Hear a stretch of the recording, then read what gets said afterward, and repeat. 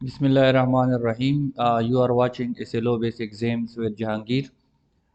Input output handling in C unit 3 computer science हमने शुरू किया है। इससे पिछले वाले वीडियो में हमने इनपुट और आउटपुट फंक्शंस को देखा था। उन्हीं इनपुट और आउटपुट फंक्शन से रिलेटेड दो चीज़ें हमने इस्तेमाल की थी, लेकिन उसको आज डिस्क्राइब करेंगे। Topics of the video are what do we mean by format specifier, what are escape sequence, and what is statement terminator. So let's move to the first topic, that is format specifier. Format specifier पिछली video यकीनन आप लोगों ने देखी होगी। उसमें आप लोगों ने देखा था कि जब हम प्रिंट एफ और स्किन एफ का फंक्शन यूज़ कर रहे थे तो उसका जो कंट्रोल स्ट्रिंग था, कंट्रोल स्ट्रिंग में हम डबल कामा के अंदर %d या इस तरह की परसेंट के साथ कोई और करेक्टर यूज़ करते थे, तो उसको हम कहते हैं फॉर्मेट स्पेसिफायर। उस वीडियो में भी मैंने आप लोगों से कहा था कि we will talk about in next video. सो इस वीडियो में हमने ये बताना है कि इसका मतलब क्या होता है। Code that tells about data type, field width and format of values to be printed or input. हमारे पास फॉर्मेट स्पेसिफायर वो कोड होता है जो कि हमें बताता है कि ये किस टाइप का डेटा टाइप होगा।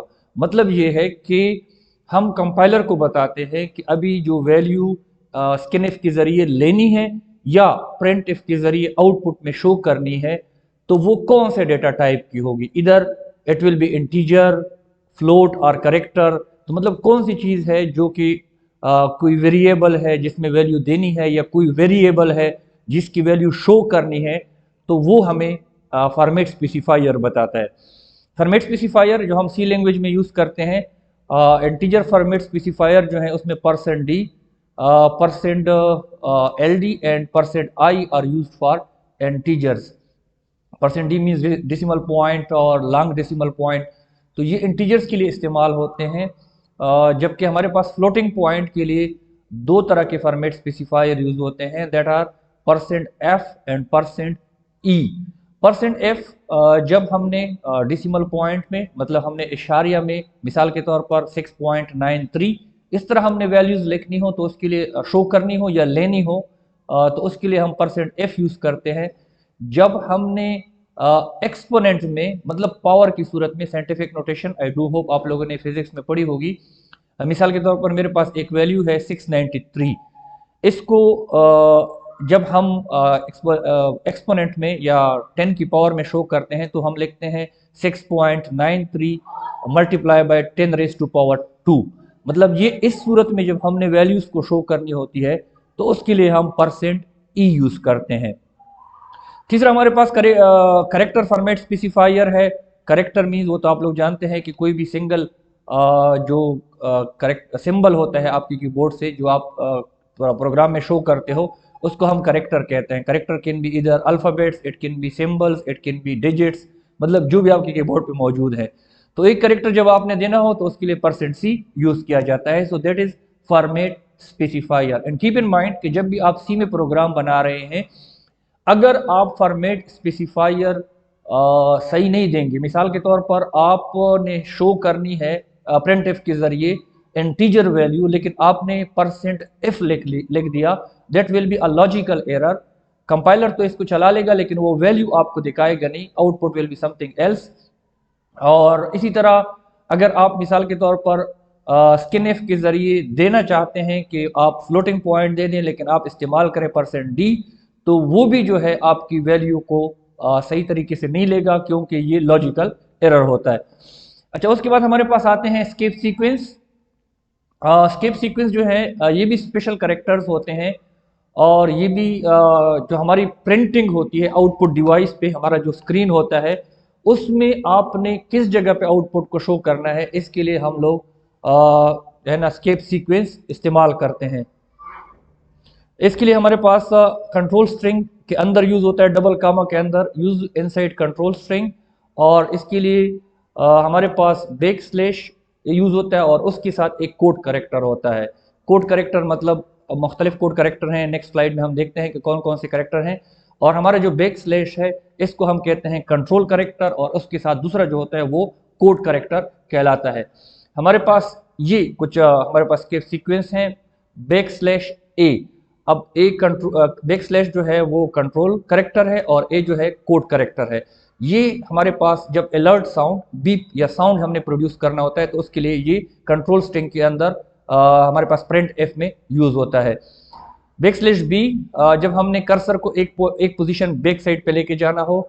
बैक स्लैश एन ये बहुत ज़्यादा हम यूज़ करेंगे जब आपने कर्सर को आउटपुट में नए लाइन से शुरू करना हो, तो उसके लिए हम बैक स्लैश, जिस जगह से आप नए लाइन पे जाना चाहते हैं तो उसके लिए बैक स्लैश एन यूज़ करते हैं। जब आपने कर्सर को जिस लाइन में आप काम कर रहे हैं उसी की स्टार्ट में लेके जाना है, उसके लिए बैक स्लैश आर यूज़ करते हैं। और बैक स्लैश टी जो है move cursor to next horizontal tabular position, हमारे पास टेबुलर टेप के जो बटन है उनकी मदद से हमारे स्क्रीन में टेबुलर पोजीशन होते हैं, नॉर्मली 5 होते हैं या 8 होते हैं, मुख्तलिफ डिपेंड अपॉन योर सिस्टम। तो उसमें जो है उसको मूव करने के लिए हमारे पास बैक स्लैश टी यूज़ करते हैं। अच्छा, कभी कभार हमें ज़रूरत होती है, अब बैक स्लैश जब भी आता है कंट्रोल स्ट्रिंग में हमारा कंपाइलर समझता है कि it will B escape sequence, तो कभी कभार हमें अपने स्ट्रिंग जो हम यूज़ कर रहे हैं उसमें भी हमें बैक स्लैश की ज़रूरत होती है। तो उस टाइम हम क्या करते हैं, डबल बैक स्लैश डालते हैं। पहला बैक स्लैश जो है वो कंट्रोल करेक्टर हो गया और दूसरा जो है वो हमारे स्ट्रिंग में आउटपुट में नज़र आएगा। फिर हमारे पास है बैक स्लैश कामा, सिंगल कामा जो है सिंगल कोट जिसको हम कहते हैं। जब वैसे तो नॉर्मली सिंगल कोट जो है वो हमारे करेक्टर्स के लिए इस्तेमाल होता है, जब भी हम सिंगल कोट डालते हैं तो हमारा कंपाइलर समझता है कि ये कोई करेक्टर है। तो जब हमें ज़रूरत होती है सिंगल कोट की तो उसके लिए हम क्या करते हैं, उसको बैक स्लैश के साथ कंबाइन करते हैं तो सिर्फ हमें सिंगल कोट जो है वो नज़र आता है। इसी तरह डबल कोट जो है हम स्ट्रिंग के लिए यूज़ करते हैं।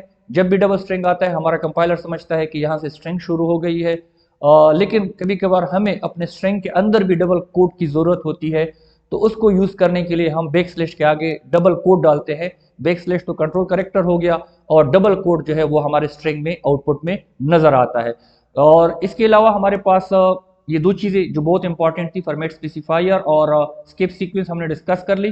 तीसरी चीज़ जो है स्टेटमेंट टर्मिनेटर, ऑलरेडी पिछले वीडियो में कई बार हम बात कर चुके हैं, आप लोग देख भी चुके हैं कि हमारा सी लैंग्वेज में जब भी कोई स्टेटमेंट खत्म होगा उसको टर्मिनेट करने के लिए उसके आखिर में सेमी कॉलन डालेंगे। Semi colon is used at the end of each statement. ये कंपाइलर को बताता है कि यहाँ पे जो है स्टेटमेंट खत्म हो गया है। If a statement not terminated with semicolon, then it will give an error message and program will not compile. अगर आपने सेमीकॉलन नहीं डाला तो कंपाइलर को समझ नहीं आएगा कि ये स्टेटमेंट खत्म हुआ है या नहीं हुआ, तो वो कंपाइल एरर होगा और आपका प्रोग्राम जो है वो कंपाइल नहीं होगा। So this was all about these 3 topics. इंशाल्लाह मिलते हैं, लेकिन thanks for watching. Any question can be asked in comments. If you want to suggest something for the improvement of video और contents, it will be highly appreciated. मिलते हैं next video में, अपना बहुत ज़्यादा ख्याल रखिएगा। अल्लाह हाफिज़।